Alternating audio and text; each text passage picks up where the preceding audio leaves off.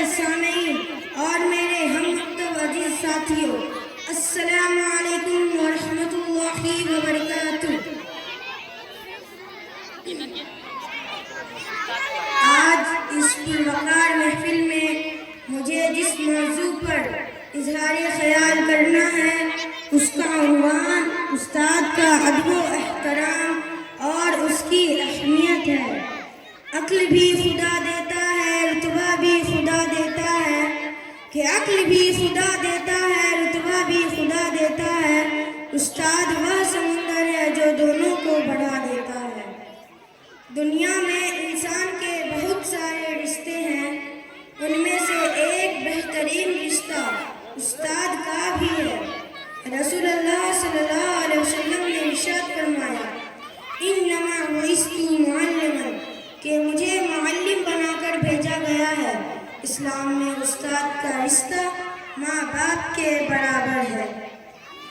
تعلیم میں استاد یا معلم وہ ہے جو متعلم یا طالب علم کی مدد و معاونت و رہنمائی کرتا ہے، غرض یہ کہ درسگاہ کوئی بھی ہو، معلم کے بغیر درسگاہوں کا تقدس بالکل ایسا ہی ہے جیسا کہ ماں کے بغیر گھر۔ ایک معلم سیکھنے کے عمل میں انتہائی موثر و مستند راہبر ثابت ہوتا ہے۔ جس قدر استاد سے محبت ہوگی اور جتنا استاد کا ادب ہوگا اس قدر علم میں برکت ہوگی، اور استاد راضی نہ ہو تو علم نہیں آ سکتا۔ حضرت تھانوی رحمۃ اللہ علیہ نے تو یہاں تک لکھا ہے کہ استاد کا ادب تقویٰ میں داخل ہے، جو اس میں کوتاہی کرے گا وہ متقی نہیں ہوگا۔ استاد وہ ہے جو پتھر کو تراش کر ہیرا بنا دیتا ہے۔ استاد وہ ہے جو کسی خاک کے ذرے کو منور کر دیتا ہے۔ استاد وہ ہے جو ڈوبتے ہوئے کو ساحل تک پہنچا دیتا ہے، اور استاد وہ ہے جو مجھ جیسے ادنا کو اپنے لفظوں سے آگے بڑھا دیتا ہے۔ اور اسی استاد کا نام جناب حافظ محمد مقصود صاحب ہے، جو آج ہزاروں دلوں کے دھڑکن کی طرح دھڑک رہا ہے۔ پھولوں کو چمک کی ضرورت ہوتی ہے، چاند کو دمک کی ضرورت ہوتی ہے، سورج کو چمک کی ضرورت ہوتی ہے، اسی طرح معاشرے میں ایک استاد کی ضرورت ہوتی ہے۔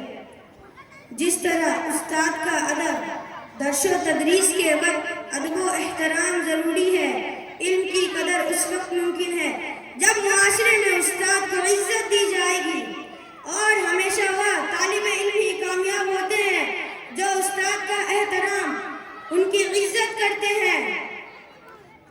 اگر آپ سوار ہیں تو اتر جائیں، اگر آپ جا رہے ہو اور استاد آپ کے سامنے سے گزرے تو آپ رک جائیں، یہ استاد کا ادب ہے۔ اگر آپ آگے جا رہے ہیں تو پیچھے ہو جائیں، اگر آپ بیٹھے ہوئے ہیں تو کھڑے ہو جائیں، اگر آپ دوڑ رہے ہیں تو آہستہ ہو جائیں۔ اگر استاد کسی کام کے لیے کہے تو خود تعمیل کرے۔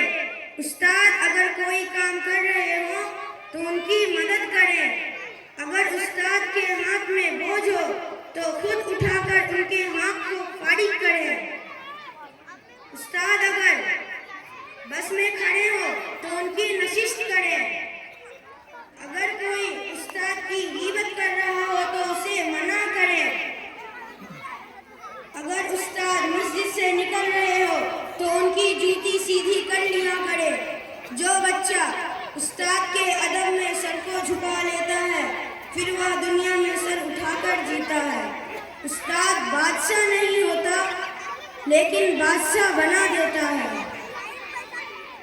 استاد وہ مجھے اس پر ملال تھوڑی ہے، کہ استاد وہ مجھے اس پر ملال تھوڑی ہے، ان کا مستقبل سنوارنا آسان تھوڑی ہے۔